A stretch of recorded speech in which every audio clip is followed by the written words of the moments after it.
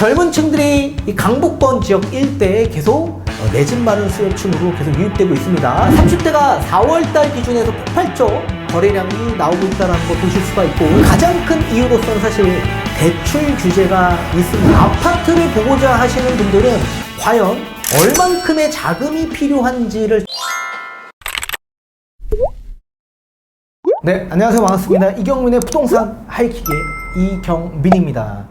지금 부동산 시장에선 2030 세대들의 이 내 집 마련 수요층들이 다시 시장에 유입되고 있다라고 합니다. 특히 30대의 비중으로서 아파트 매매 수요층들이 계속 나오고 있는 추세로 보여지고 있고, 연립 다세대 주택의 매매 거래량은 20대의 비중이 높은 편에 있다라고 보시면 좋을 것 같습니다. 이거는 뒤에 가서 자료를 보여드리면서 다시 한번 설명해 드리도록 하겠습니다.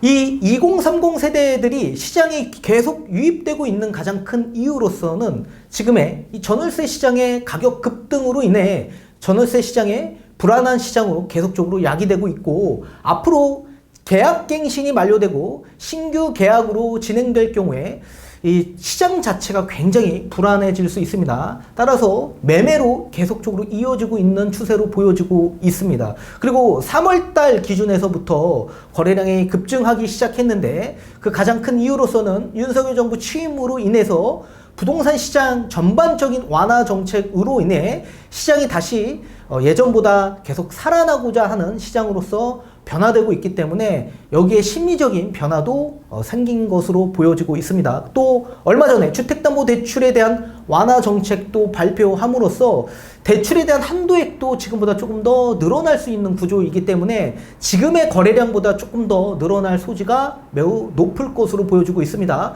그 이유를 뒤에 가서 판소리를 통해서 다시 한번 알아보도록 하겠습니다. 자, 고강도 대출 규제와 금리 인상에도 2030 세대들의 아파트 매수 비중이 늘고 있다고 합니다. 최근 수도권 내 전세 매물이 급감한 상태에다가 금리 부담까지 덩달아 커지자 아예 소형이라도 집을 사겠다라는 사람이 늘어나고 있는 추세라고 보시면 좋을 것 같습니다.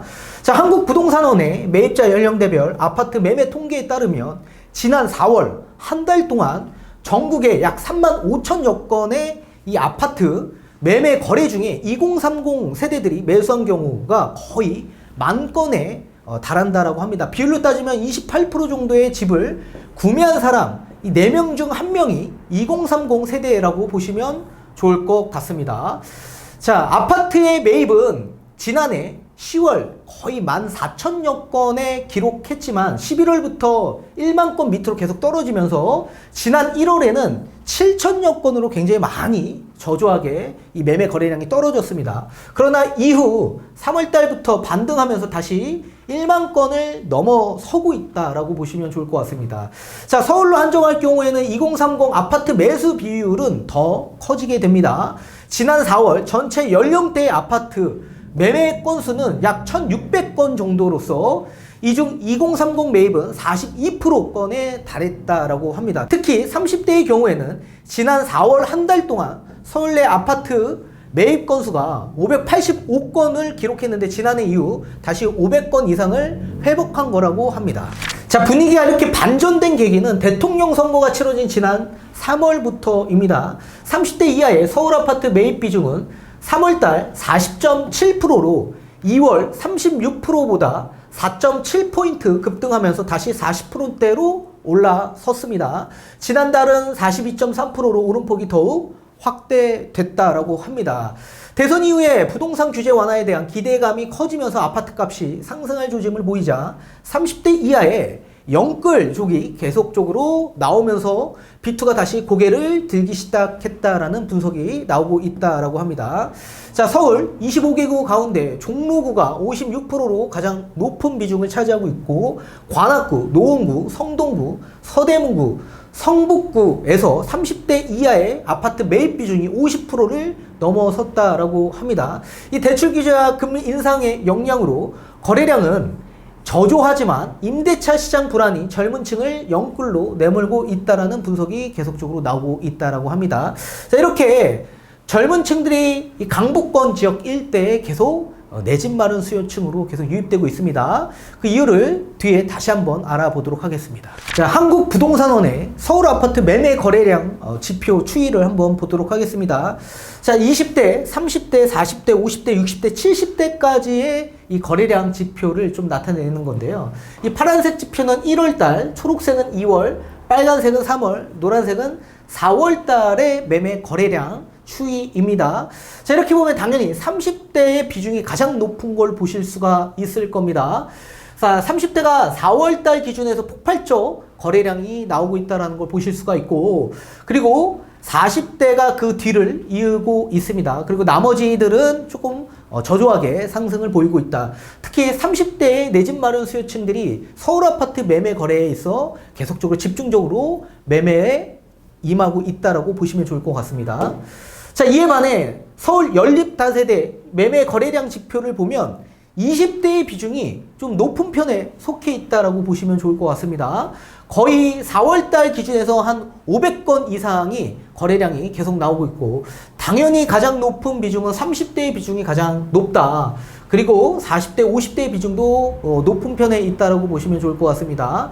자, 이렇게 연립과 다세대 그리고 아파트에 대한 비중이 매매 거래량 차이가 조금 많이 나고 있는데, 당연히 서울 아파트의 매매 거래량이 이 연립 다세대의 거래량보다 훨씬 더 폭발적으로 더 많이 늘어나야지 정상적인데, 거의 1년이 넘는 기간 동안 연립 다세대 주택의 매매 거래량이 훨씬 더 높다라는 걸 보실 수가 있습니다. 이 다세대 지표를 보시면 이 파란색이 1월달 지표인데 당연히 아파트의 거래량보다 훨씬 더 높은 걸 보실 수가 있죠. 그리고 노란색은 4월달의 지표입니다. 자, 지금 연립 다세대 주택의 매매 거래량이 아파트 매매 거래량보다 훨씬 더 폭발적으로 거래량이 증가하고 있다는 걸 보실 수가 있습니다. 그 가장 큰 이유로서는 사실 대출 규제가 있습니다. 그리고 심리적인 부담감이, 사실 집값에 대한 부담감이 좀 있죠. 아파트 가격이 워낙 높게 올라갔기 때문에 아파트 매매에 있어서 조금 더 부담될 수도 있고, 또 당연히 뭐 일시적 2주택자에 대한 여러 가지 이 조건들, 규제가 계속적으로 강화해졌기 때문에 뭐 이렇게 양도세나 취득세 그리고 담보대출을 받을 경우에도 6개월 이내에 전입 그리고 6개월 이내에 매도하는 조건, 이런 요건 때문에 사실 아파트로 접근하기가 굉장히 어려운 게 사실입니다.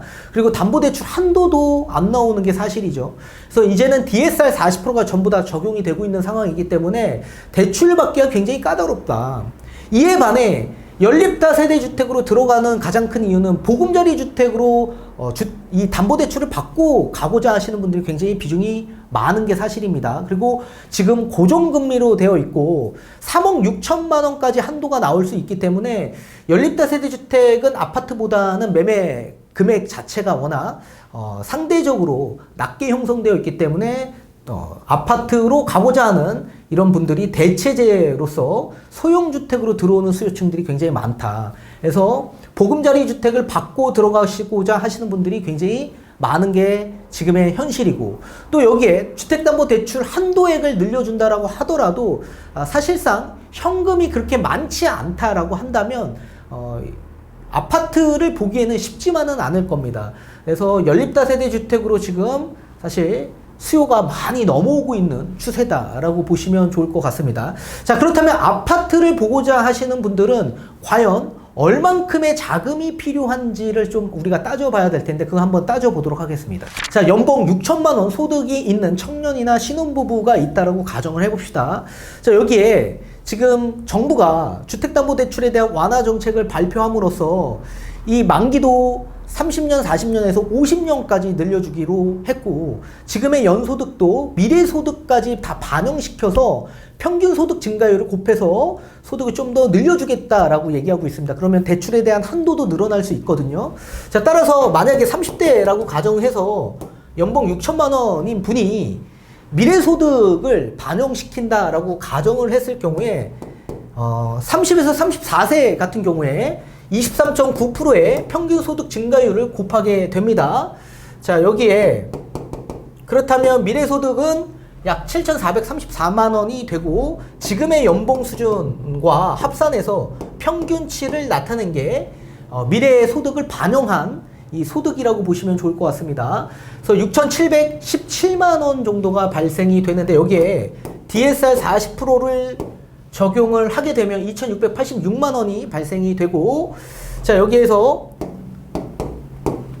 자, 월로 나누게 된다면 원리금이 약 223만 원 정도가 발생이 됩니다. 그럼 원리금 223만 원 정도는 충분히 뭐 연봉 6천만 원이신 분들은 뭐 납부할 수 있을 가능성이 높겠죠. 자, 따라서 이런 분들이 만약에 대출을 받는다면 대출 한도액은 4%로 규정을 한다면 약 5억 8천만 원까지는 대출이 나올 수 있다. 그렇게 해서 내 집 마련을 하고자 하시는 분들의 비중이 높아질 수 있겠죠. 그렇지만 대출에 대한 한도 플러스 현금의 비중이 높아져야 되기 때문에 아마도 현금 증여를 받고자 하시는 분들의 비중이 더 높아질 수 있는 구조가 나올 수 있을 거다. 저는 그렇게 보고 있습니다. 따라서 현금 비중이 많으신 분들의 30대 비중은 아파트를 볼 수밖에 없고, 현금의 비중이 낮으신 분들은 빌라, 연립 다세대 주택으로 볼 수밖에 없을 거다. 이렇게 양극화가 발생될 소지가 높을 거다. 그렇게 보여지고 있습니다. 따라서 주택담보대출에 대한 한도에 따라서 주택의 유형도 달라질 수 있다는 걸 알아두시면 좋을 것 같습니다.